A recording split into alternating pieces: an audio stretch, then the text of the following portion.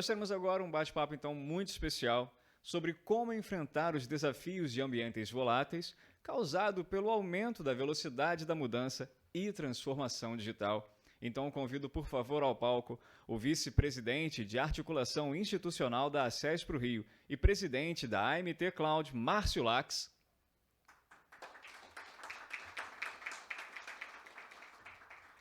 Convido também o vice-presidente de founding da ACESPRO Rio e vice-presidente da Stefanini, Bruno Mondim. Convido agora o reitor da Unicarioca e presidente da Associação Brasileira de Mantenedoras de Ensino Superior, Celso Nisquier.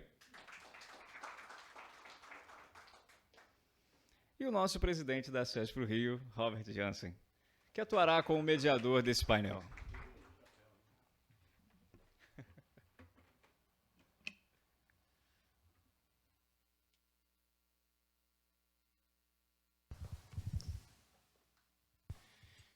Então, dando bom dia a todos novamente. Como eu já fiz aqui um pano de fundo, Márcio, e nós dois já tínhamos combinado que você vai estar moderando, conduzindo, eu já passo a palavra para você. Eu só tenho perguntas para o painel depois. Bom dia a todos. Muito legal estar aqui.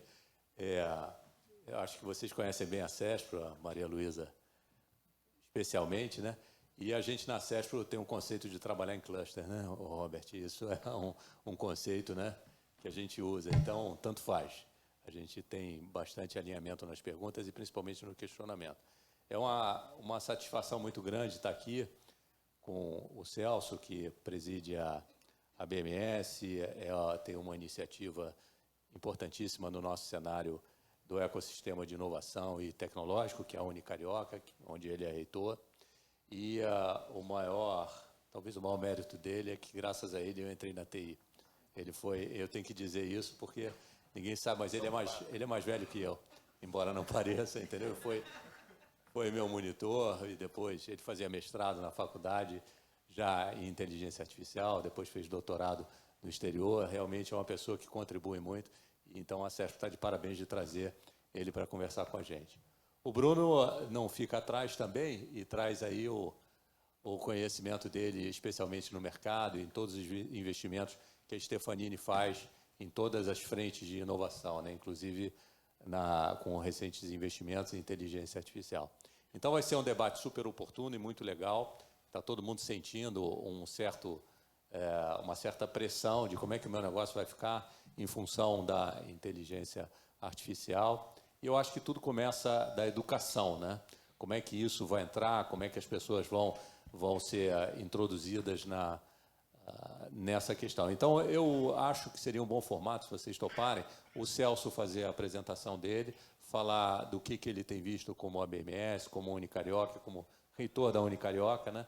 Para trocar em cima disso. Aí depois, Robert, você sai metralhando, entra metralhando, depois o Bruno termina de vez com o assunto, né? E eu limpo o palco aqui. Eu vou sugerir, então, que a gente dê o palco sozinho para o Celso, a gente sente ali, porque assim a gente não atrapalha aqui a apresentação. Pode ser? Pode ser. Eu vou sentar, vou falar dali. Senão... Pode ser? Pode ser. Eu acho que... Tá.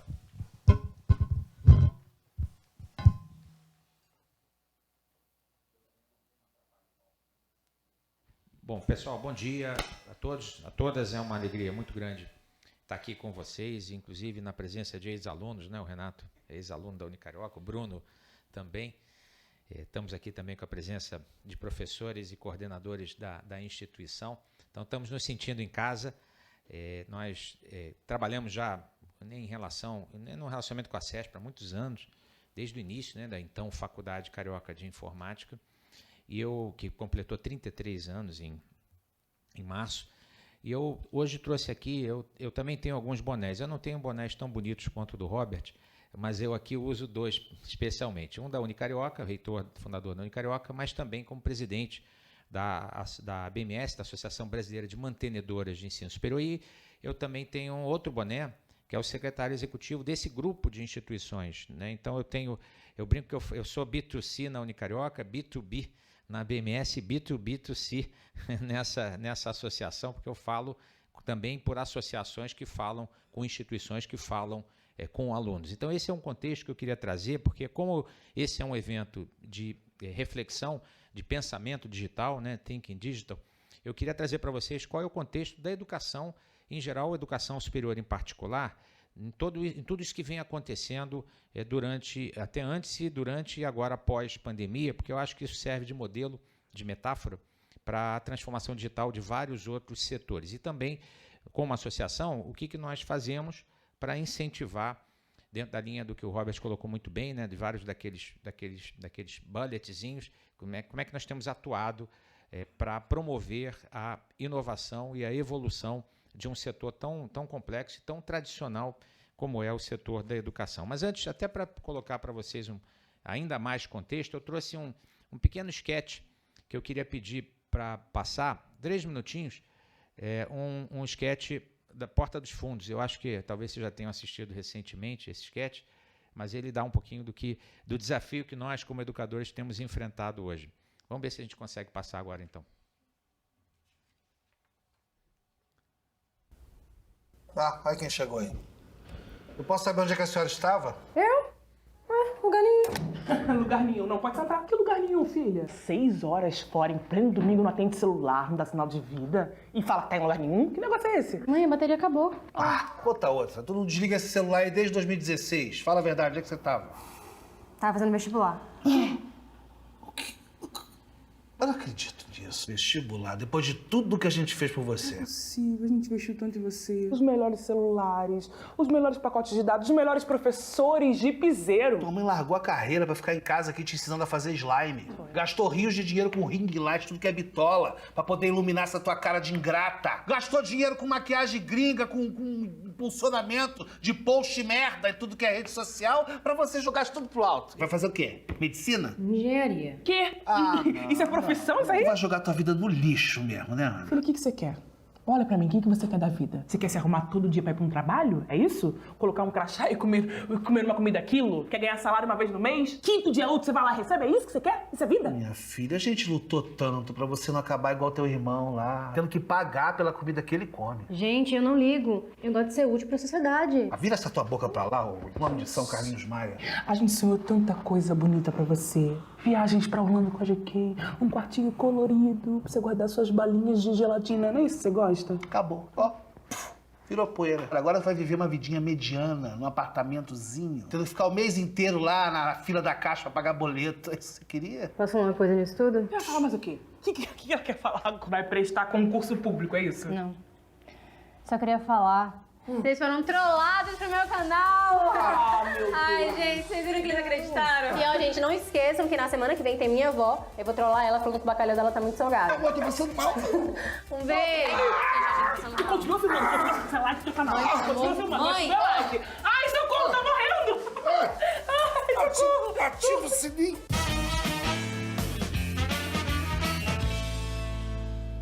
Ó, enquanto meu pai não acorda, a gente tá fazendo aqui uma make nele. Talvez ele não acorde, né, meu amor? Pai? Pegadinha do papai! Trolei!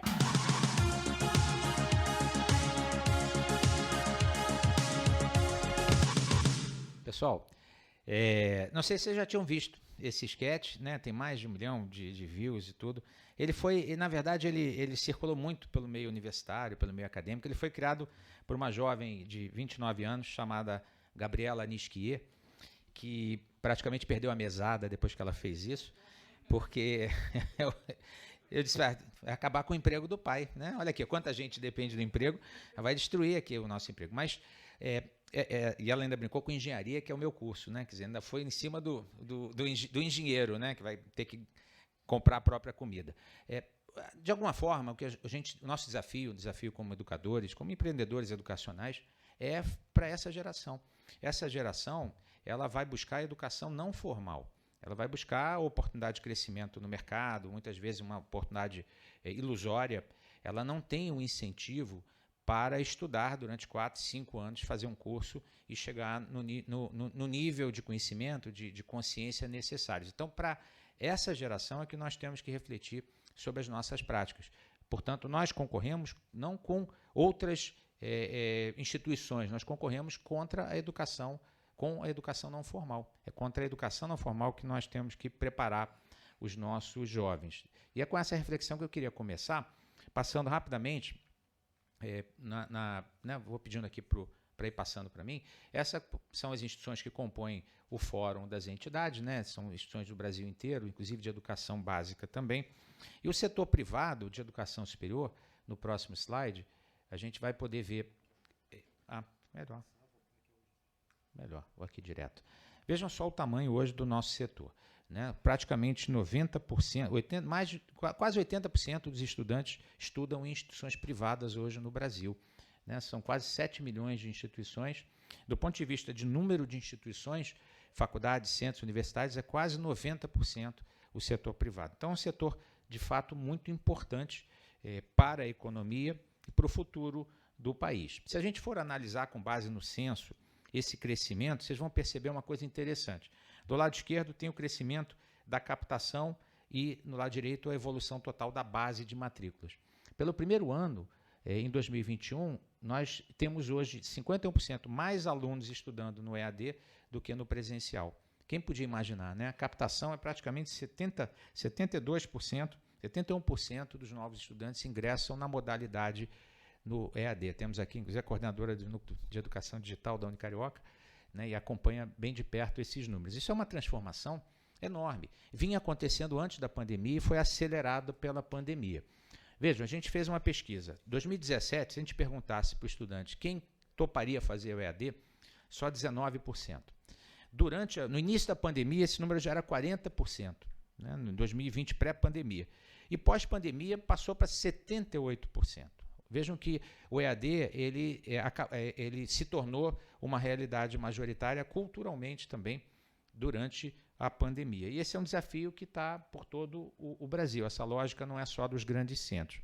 É claro que isso trouxe para as instituições que trabalham com a educação um desafio muito grande. Como abordar essa questão?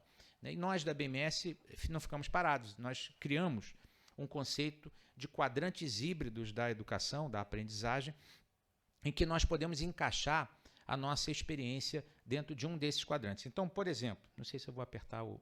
Deixa eu ver se eu aperto. Não tem a luzinha. Tá aparecendo. Agora sim. Obrigado. Antes da pandemia, antes do EAD, isso aqui era educação.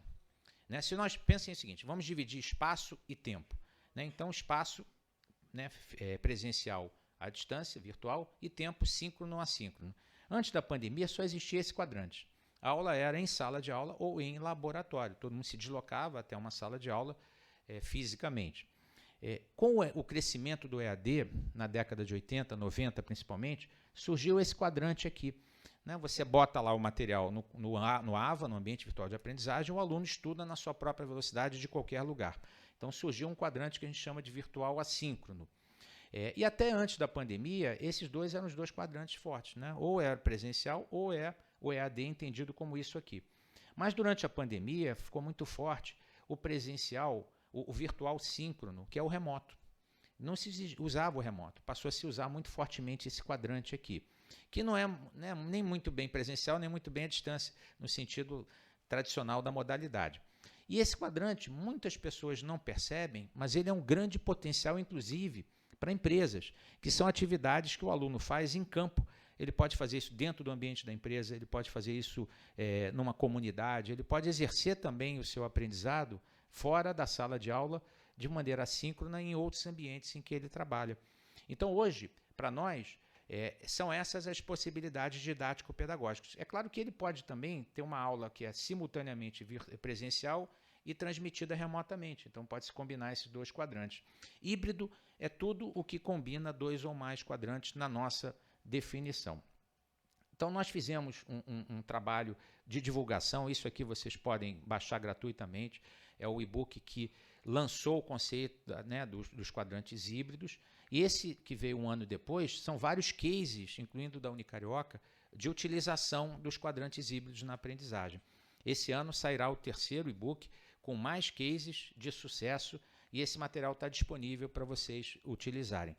Eu acho que esse conceito de quadrantes híbridos, ele não é só para a aprendizagem, eu acho que ele funciona também para classificar trabalho, projetos, todo tipo de atividade humana que tenha, digamos assim, uma metodologia, se encaixa dentro desse conceito aqui dos quadrantes híbridos. Tá? Bom, se nós fomos buscar mais, nós fomos perguntar o seguinte: cada estudante, se você tiver que distribuir a sua carga horária, as 100 horas que você tiver que distribuir, como é que você quer que elas sejam distribuídas pelos quadrantes híbridos? E o que nós descobrimos, por óbvio, é que não é mais 100% no quadrante tradicional. Só 45% ele quer sala de aula ou laboratório tradicional. O restante, ele distribui. Eu quero um pouquinho de conteúdo que eu possa acessar de qualquer lugar a qualquer hora. Eu quero algumas atividades remotas com o professor. A pós-graduação da Unicarioca se tornou toda remota.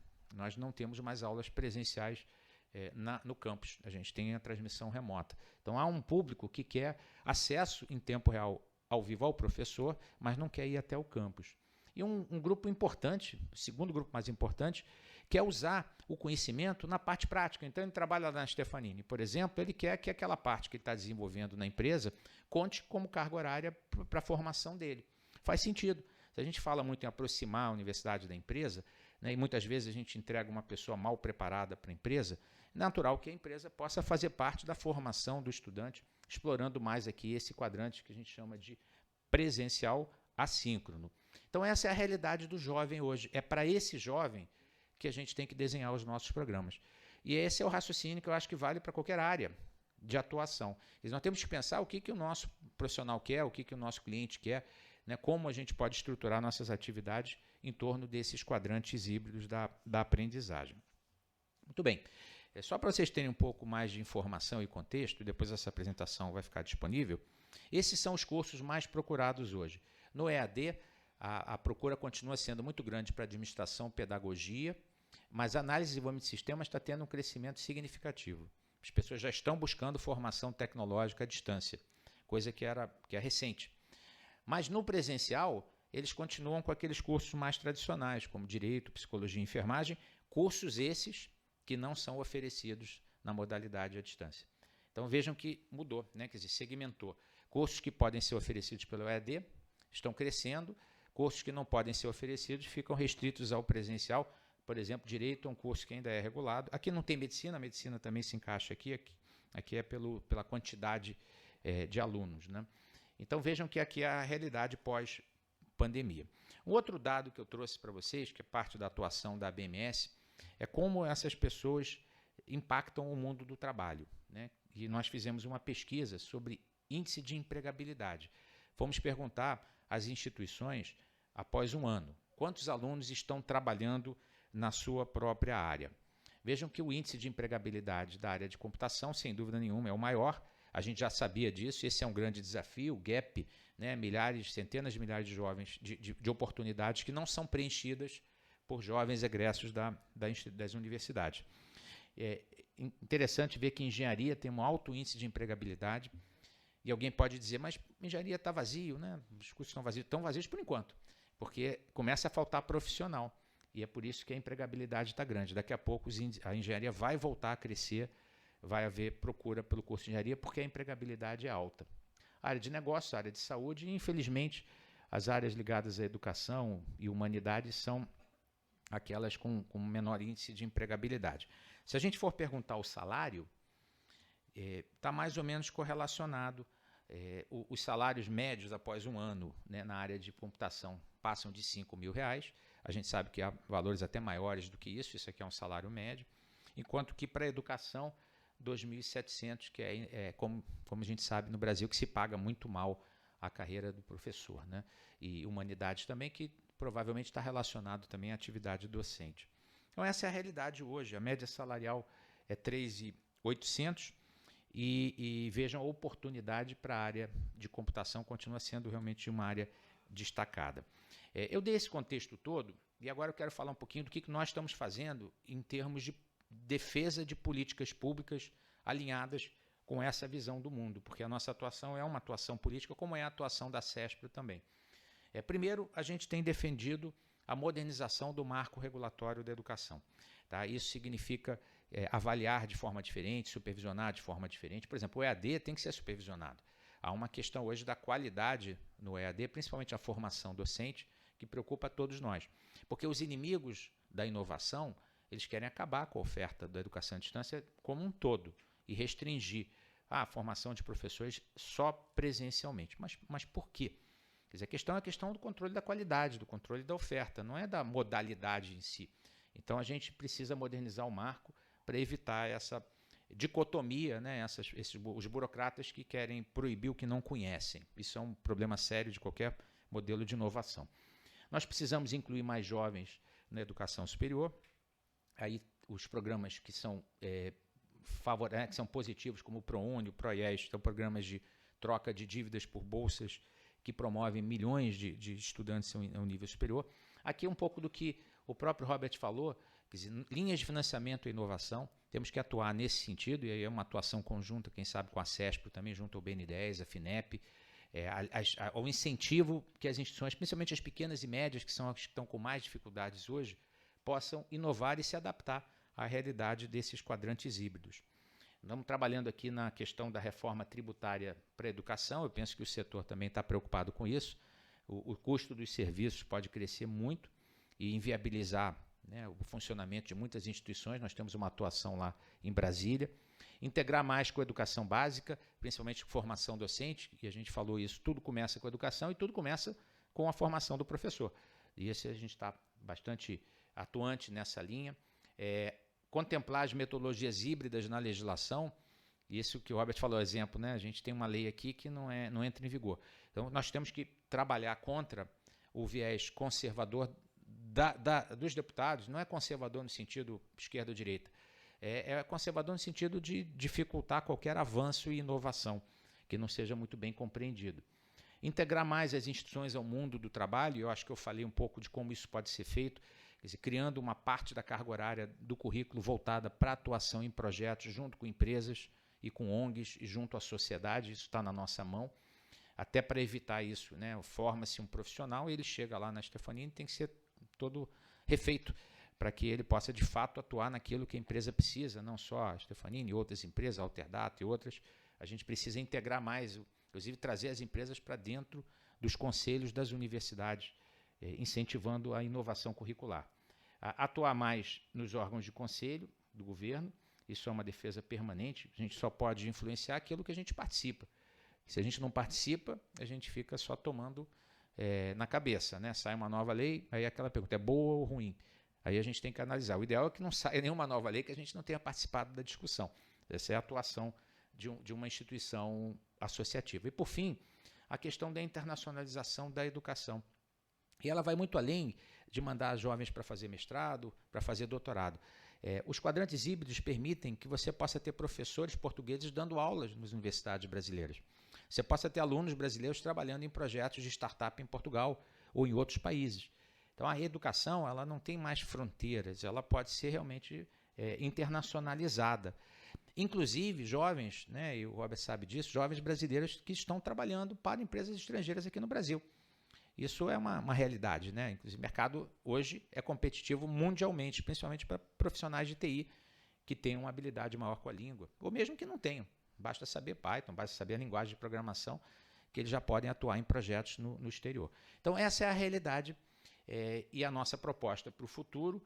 Nós temos um grande desafio, nem todas as instituições vão sobreviver a esse modelo, a essa transformação. Para vocês terem uma ideia, no Brasil, só 40% das instituições têm credenciamento para a oferta do EAD. Aí vocês imaginam, metade dos alunos são de EAD, 70% dos novos ingressantes estudam no EAD e 40% só das instituições podem receber esses alunos. Então está havendo, naturalmente, uma enorme concentração de mercado e nós temos que defender também as pequenas e médias instituições. Para isso, elas precisam saber inovar, elas precisam ter o nosso apoio institucional. Agora, elas têm que fazer o dever de casa. E isso é o mais difícil, né? É mudar a mente, né? Você muda a lei, você muda o contexto tecnológico, mas a cabeça das pessoas precisa mudar. Então, nosso trabalho tem sido muito nesse sentido de abrir as mentes para que elas possam arriscar, inovar, oferecer programas alternativos. O case da Unicarioca é um case de transformação digital dura. Estava conversando com o professor Hilton Israel aqui presente. Foi duro, né? E está sendo duro fazer a transformação digital, mas é necessária, porque ela passa não só por esse tipo de aluno novo, mas também por um professor novo, por um gestor com a cabeça mais ampla, por ferramentas, por equipe, né, como a que está aqui hoje. Enfim, é um grande desafio, mas todos nós temos que fazer esse desafio. E a transformação digital, eu vi que o Robert colocou lá que umas vão crescer, outras vão desaparecer. Eu acho inevitável, essa é a regra do jogo, né? A gente ainda não conseguiu mudar as leis econômicas, né? Mas o que eu acho importante, garantir a diversidade. E aí eu encerro para dizer que o setor ele é um setor muito diverso. O setor de educação ele tem pequenas, médias, grandes, tem filantropas, tem católicas, eu estudei na PUC, tem públicas, eu estudei também na UFRJ. Essa diversidade é a nossa riqueza. No final das contas, a transformação digital ela tem que ser feita de forma que não afete a diversidade e a riqueza natural do ecossistema das nossas instituições educacionais. E eu acho que isso vale para empresas também. Não é que eu seja contra a concentração, mas eu acho que padronização, quer dizer, modelo único, né, uma empresa só dominando uma fatia desproporcionalmente grande no mercado, isso não é saudável para nenhuma sociedade, para nenhuma cultura, para nenhuma economia. Então, a nossa defesa, por fim, e esse é o desafio que eu acabo com essa provocação para os que vão debater, é como fazer essa transformação digital, garantindo que a diversidade, a riqueza, a multiplicidade institucional seja preservada, ou pelo menos que não seja, vamos dizer assim, eliminada de forma radical.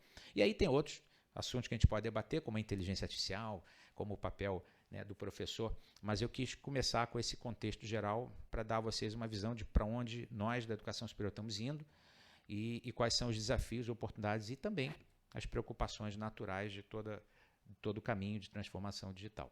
Tá bom? Muito obrigado, então. Fico à disposição aí para o debate. Obrigado.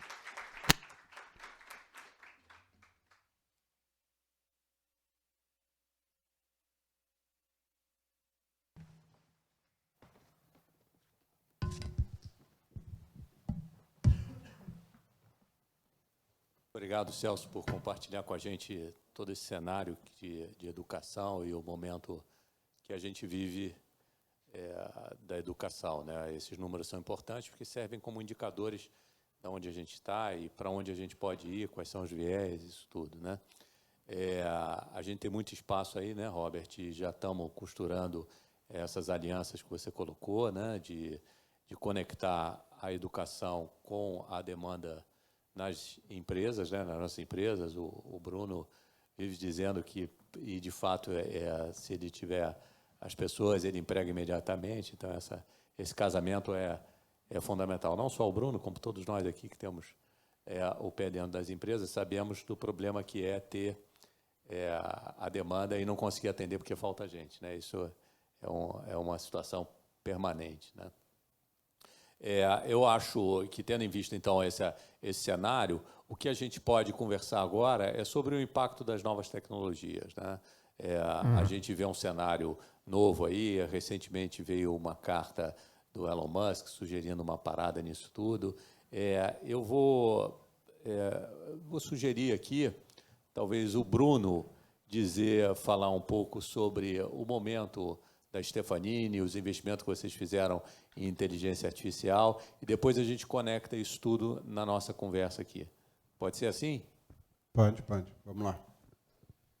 Só contextualizando um pouquinho, assim, mais especificamente com inteligência artificial, a gente está nessa aí pelo menos uns 12, 13 anos. Hoje a gente tem, basicamente, são 3 empresas focadas em trabalhar só inteligência artificial dentro do grupo. E o crescimento delas tem sido bastante exponencial e um desafio, como o Márcio falou, né? A realidade, assim, a gente só não consegue crescer mais exatamente por falta de mão de obra mesmo, né? Ou seja, e uma questão não é um desafio brasileiro isso, né? Ou seja, todo mundo sabe que a Stefanini, basicamente, a gente tem atuação global, tem muita atuação lá fora. Uma boa parte do pessoal nosso, especificamente de inteligência artificial, ele está até alocado mais nos Estados Unidos do que aqui no Brasil, por exemplo. Tá? Praticamente quase 70% do pessoal nosso está alocado lá. Agora, assim, Uma questão que, assim, passando até um pouco por uma... provocando aqui um pouco, né? Essa questão da educação passa por, no meu ponto de vista, passa um pouco por educação continuada, né? Ou seja, como é que você vai continuamente trazer esse pessoal, né? Então, você olha discussões agora, recentes, né? Com inteligência artificial surgiu um novo personagem, uma nova função, que é o tal do engenheiro de prompt, né? Que é uma função surgida agora, é um grande desafio, ou seja, já prevemos que nós vamos ter uma grande demanda por um profissional desse tipo, mas é como formar esse cara, como trazer esse cara para dentro do contexto, né? Olhando que, só adiantando um pouquinho, né? Esse engenheiro de prompt não é exatamente um tecnólogo, né? Ele não necessariamente precisa ter características técnicas de programação, etc., para poder atuar aí dentro, né? Mas sim conhecer bem o negócio, o mercado e saber fazer as perguntas certas para modelar aí a sua própria coisa. Então, assim, como é que você enxerga hoje essa questão de essa educação continuada das pessoas, né? E colocando mais uma pitada, né, nesse contexto, né?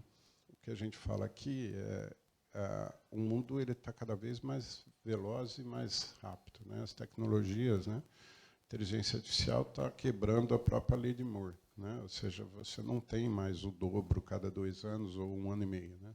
Você está dobrando a cada 3 ou 4 meses. Então, assim, é uma questão de como é que você vai acompanhar isso, né?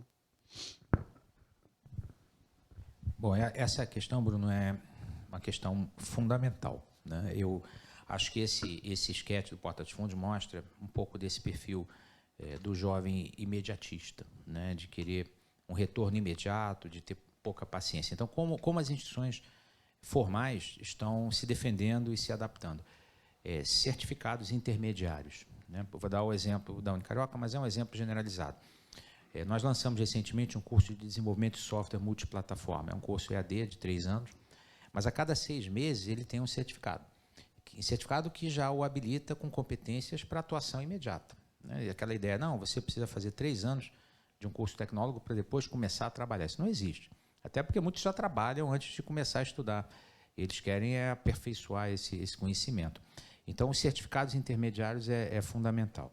Segundo ponto é essa relação do lifetime value do estudante, né? Entender que o estudante ele é um estudante para a vida inteira e oferecer produtos que são upgrades permanentes. Ele, por exemplo, ao final de um curso, ele deveria sair com uma garantia, né?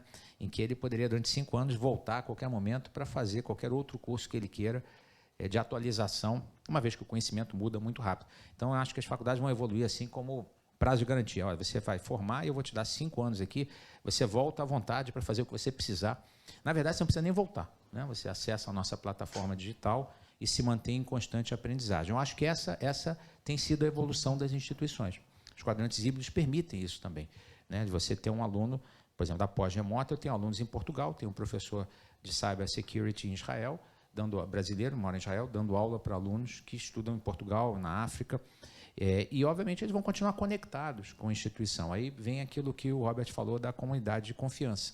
Você criar, né, a marca de uma instituição de ensino é uma comunidade de confiança de pessoas que acreditam em educação, que acreditam na marca, que vão continuar vinculados permanentemente a essa instituição. E uma terceira oportunidade seria exatamente essa parceria com empresas, como essas, como vocês, como outras, que precisam desses profissionais e que não tem tempo de esperar. Por exemplo, eu fico sempre pensando aqui, hoje você vai recrutar um profissional, digamos que ele vai ganhar R$8.000, né? Você vai gastar um salário com uma empresa de recrutamento para poder botar essa pessoa para dentro. Muitas vezes nem encontra. Em vez de gastar 8 mil para trazer um programador recém-formado, que tal dar esse dinheiro para uma instituição como a Unicarioca? Deixa que eu formo ele e te entrego ele pronto. Então, na verdade, eu acho que a gente pode buscar, com a empresa, oferecer de graça o curso para a empresa poder ter a chance de contratar esse profissional, talvez de forma mais barata do que seria se fosse buscar uma empresa de recrutamento e seleção. Então, tem um valor aí que é as universidades passarem a formar para as necessidades específicas do mercado. E até pouco tempo atrás, isso aí era um sacrilégio, de dizer, não, eu formo para a vida. Nada, eu formo para a pessoa ser feliz, né? Eu formo para ela poder se encaixar num trabalho produtivo. E se a empresa precisa e não tem quem contrate, nós temos que organizar os nossos programas educacionais não com base nas diretrizes do MEC, mas com base nas necessidades do mercado, aquilo que eu falei da integração. Nada contra a diretriz do MEC, né? Os alunos têm que, ao final, fazer o ENAD e ter um bom conceito. Nosso conceito é conceito 5, na maioria dos cursos. Então, a gente se preocupa com isso. Mas eu me preocupo mais em saber que ele vai ter um emprego. Então, acho que me estendi, mas para dizer que eu acho que os currículos precisam conectar mais a empresa durante o processo, não só ao final. As diretrizes têm que evoluir. Eu tive agora na BET, em Londres, né, na feira, e eu esperava assim, vou ver tudo sobre inteligência artificial, vou ver um monte de coisa sobre segurança digital. De fato, estava todo mundo falando sobre inteligência artificial, segurança digital. O que mais me chamou a atenção foram os estandes que falavam sobre a aprendizagem socioemocional. Eram os mais cheios. Microsoft, um stand só para falar sobre como treinar a emoção. O aluno jovem, criança, vai saber como está se sentindo, como está se sentindo. Porque a saúde mental passou a ser uma questão muito importante. Portanto, e aí encerro, o papel das universidades talvez seja muito menos o conhecimento técnico, que é atualizável, que ele vai ter que se manter em aprendizagem para a vida toda, e muito mais a habilidade socioemocional que nenhum outro lugar ele vai adquirir. Porque o profissional ele entra numa empresa pelos conhecimentos técnicos e sai demitido pela falta de habilidade socioemocional. Quem é que não conhece um caso de um gênio que não conseguia bater a cabeça com todo mundo e foi embora? Então, esse talvez seja o verdadeiro papel das universidades no futuro, quer dizer, garantir um conjunto de habilidades socioemocionais, persistência, garra, que ele vai usar para a vida inteira, independente da carreira em que ele vai trabalhar ou do conhecimento que ele vai adquirir, né? Essa é uma reflexão que eu faço aqui, interessante, e é bom até ouvir vocês, que vocês estão na ponta de quem contrata, né? Então, é interessante, né, porque você comentou no início, né, sobre o imediatismo das novas gerações, né? E isso está transformando a maneira que a gente modela as experiências que a gente oferece. E se fala muito da transformação digital, mas, na realidade, o desafio todo que nós estamos vivendo é muito mais uma transformação cultural. O digital é binário, é 0 ou 1, é um agrupamento de zeros e uns de acordo com a necessidade específica. E nessa questão da transformação cultural, a gente se depara justamente com esse imediatismo que as novas gerações têm, né, e de não ter aí um comprometimento de médio e longo prazo, ou não favorecer isso, né? Voltando também ao comentário da empresa e da instituição de ensino fazerem parceria, né? Se a gente for olhar ali uma referência nos Estados Unidos, tem 2 universidades que falam do actionable knowledge, né, que é o conhecimento prático, e eles têm curricularmente oficial, né, onde metade do currículo é feito dentro da sala de aula e a outra metade é dentro da empresa. É Babson College e a Northeastern University.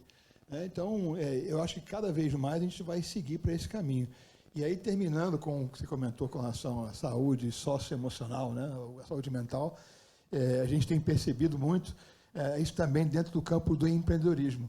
Tem aceleradoras agora que, dentro da sua oferta de aceleração, tem lá uma jornada de verificação de saúde mental, porque a cobrança e a velocidade é de tal ordem, cada vez mais intensa, que as pessoas não estão estruturalmente preparadas para absorver isso tanto, né, no bate-pronto, né, de bate-pronto.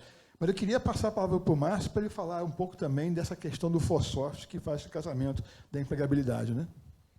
É interessante essa questão, mas eu vi um fio condutor aqui entre o que o Bruno falou sobre o conceito de engenheiro de prompt, falou sobre a lei de Moore, que não foi revogada ainda e nem vai ser, porque se você olhar pelo lado do custo, tem barateado. E a lei de Moore, na verdade, é a lei básica da internet, né? O que acontece? Você chegou no limite da integração dos chips, falo disso, que é a minha área, que é essa de infraestrutura, e você não consegue mais a propriedade quando você trabalha a camada de um átomo, não dá para ter menor do que um átomo. Então, você começou a ter os processadores com vários núcleos. Semana passada, a Intel lançou 144 núcleos numa pastilha.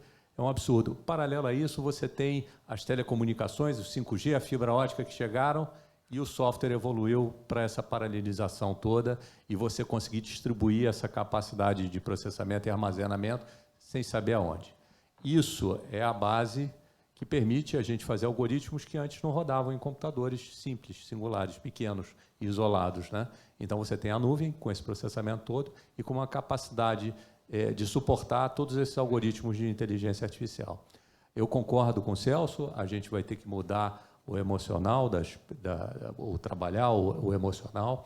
Eu acho que tem uma extensão maior ainda, quando a gente vai ter que aprender quais são as perguntas que têm que ser feitas, né? Isso é fundamental e tem um papel aí. Eu acho, passando a experiência que o Robert tem internacional e a experiência que a gente tem aqui no nosso setor, o futuro está nessa integração da educação com as empresas, né? A gente tem o caso aqui da Alterdata, que tem sua própria universidade. Quer dizer, ela teve que resolver um problema sozinha, né? E criou uma universidade que tem um padrão gigante, é uma empresa que tem essa questão resolvida assim, e isso talvez seja uma demonstração do caminho que a gente vai ter, dessa união da academia ou da universidade com a demanda empresarial. E justamente isso é o ForSoft, né?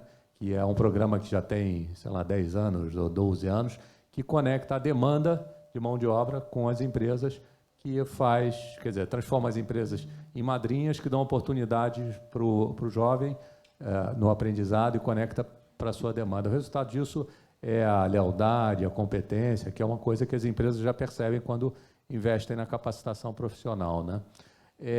Todo mundo fica muito assustado com a questão do desenvolvimento tecnológico. Eu me lembro que, como o Celso uma vez falou para mim, que a gente já conversa há muito tempo sobre tecnologia, né? Como eu falei, ele é cúmplice da minha escolha profissional, né? Mas aquele lapisinho da tabuada, o uso da calculadora, tudo isso já foi reprimido, né? A inteligência artificial talvez esteja nessa fase da gente criticar ela, né? Mas, olhando para trás, ou talvez para o lado, né?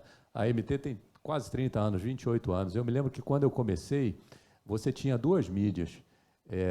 Você tinha as páginas amarelas, que o Flávio trabalhou, e você tinha o caderno de informática do Globo. E eu vou falar o nome aqui, talvez alguns nem saibam o que é. Você fazia um fotolito, se fosse para páginas amarelas, isso durava 1 ano, se fosse para o Globo, era 1 semana. Você só precisava ter uma secretária e um telefone. O resto, você fazia negócio. Hoje, a área de marketing minha tem uma pessoa que trabalha no conteúdo, outra pessoa que trabalha na aparência, outra pessoa que trabalha com SDR. Cara, isso multiplicou por 20, a gente só reposicionou.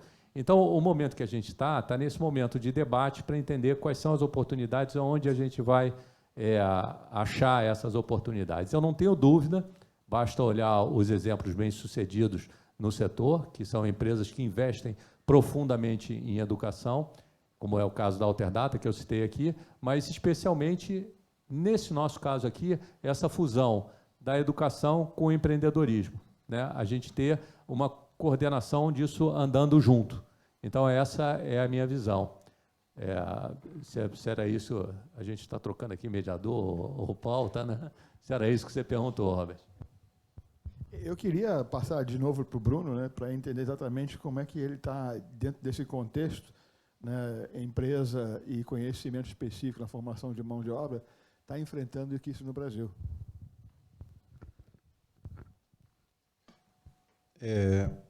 Aqui, na realidade, assim, a gente tem continuando tendo uma deficiência enorme de mão de obra, né? Mesmo depois desses vários layoffs que você ouve por aí, né, no mundo, né? Era uma questão que a gente está monitorando para entender.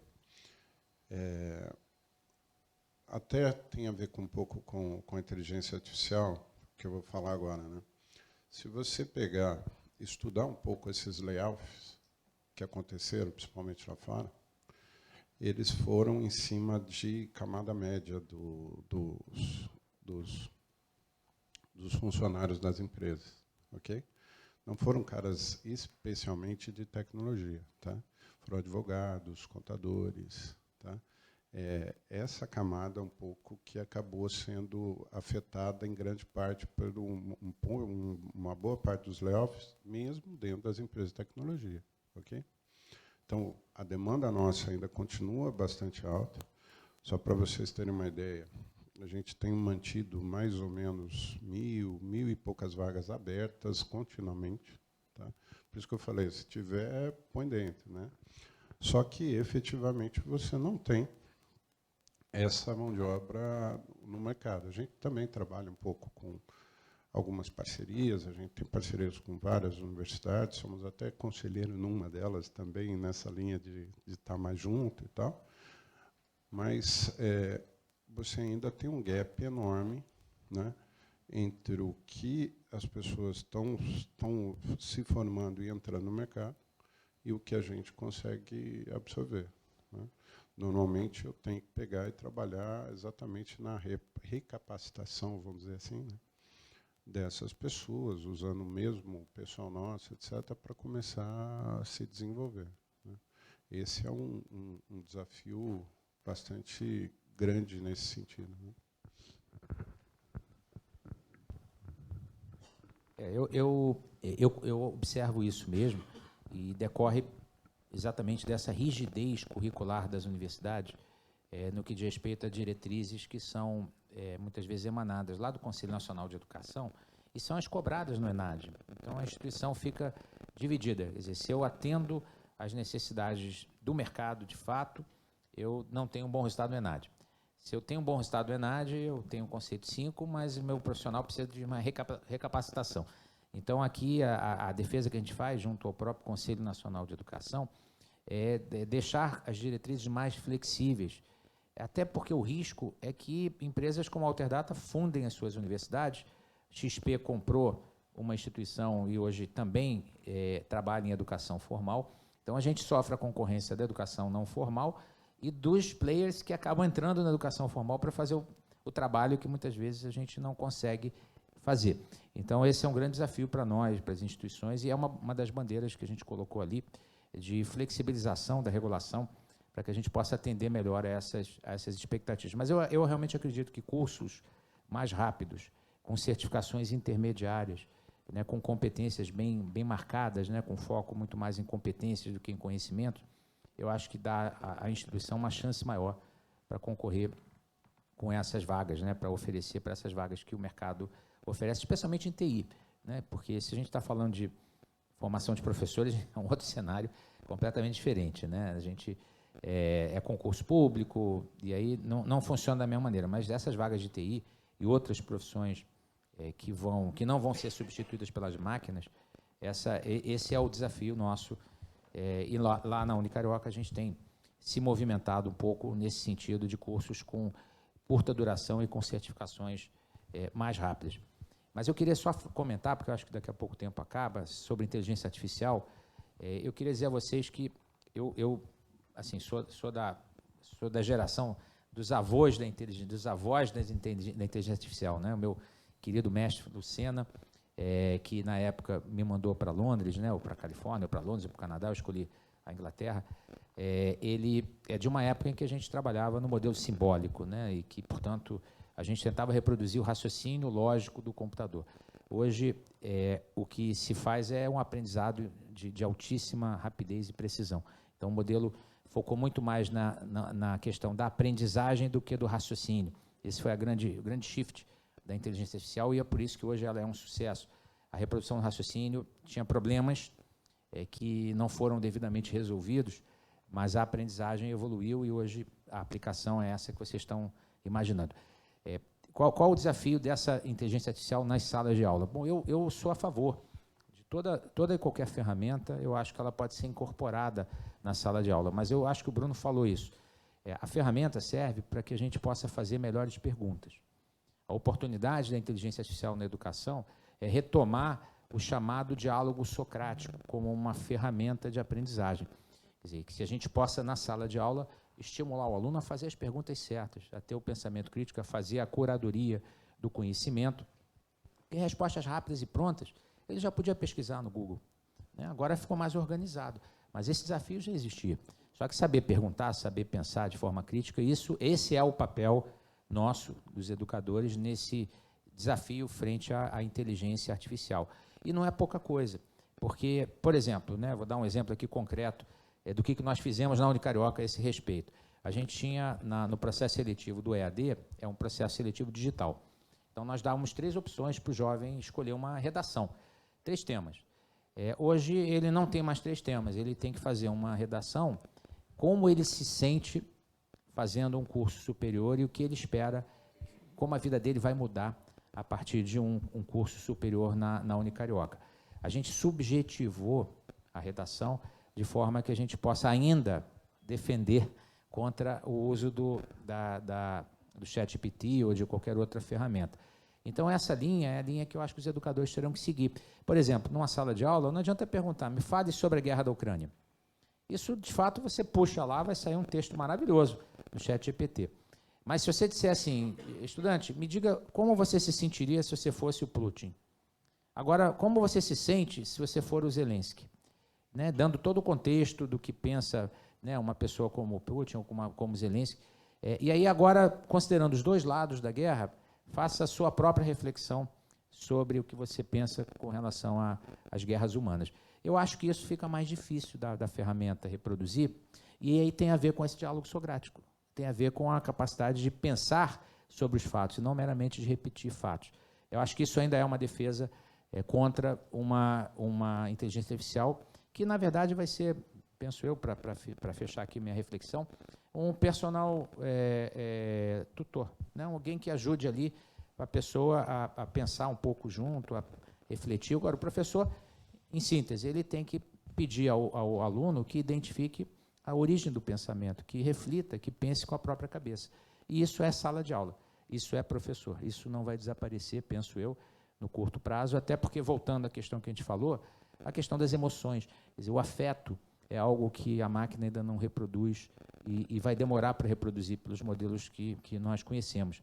Então, uma sala de aula, uma educação com afeto, né, com exemplo, né, com o carisma do professor, isso vamos dizer assim, protege contra ferramentas que, na verdade, nunca vão substituir esse papel do educador, que é, principalmente, apoiar o aluno, acreditar no aluno, ajudar o aluno, fazer com que ele acredite em si mesmo, e isso eu não vejo o ChatGPT fazendo ainda. Legal, o conceito da autoeficácia, né? Eu acho fundamental, você fechou muito bem a tua colocação. É interessante que, se a gente encara a inteligência artificial como mais uma ferramenta, como foi a roda, né? Como foi o motor a vapor que substituiu os cavalos, né? A gente tem uma ferramenta que substitui esse conhecimento tão vasto que a gente tem. E a gente volta 2.500 anos, né, para Sócrates, e voltamos para as perguntas, porque essa parte toda está automatizada. Então, a gente vai crescer a partir dali muito no desenvolvimento humano e nisso tudo. Então, eu acho que vai ser uma onda muito boa, é muito legal estar nesse momento de desafio, né? A gente vai continuar isso na nossa colaboração, na nossa comunidade aí, conversando, porque tem muita coisa se transformando, né? A forma de ensinar com desafios, os hackathons e essa experiência da integração com as empresas que a gente está vivendo é muito legal. Então, obrigado, Celso, pela tua disponibilidade de sempre. Bruno, também, obrigado pela tua visão e parabéns pelos resultados aí da Stefanini nessas aquisições. Robert, parabéns pela realização aí. Obrigado a vocês todos que participaram aí e a gente mantém a interação no chat, não no GPT, né? No chat mesmo.